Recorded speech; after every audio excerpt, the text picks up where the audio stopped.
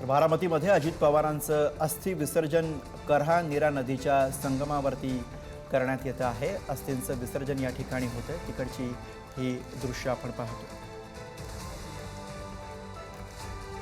बारामतीमध्ये अजित पवार यांचं अस्थि विसर्जन केलं जात आहे। जय पवार, पार्थ पवार हे आपल्याला या दृश्यांमध्ये दिसत आहेत। पवार कुटुंबीय सुद्धा यावेळी उपस्थित आहेत।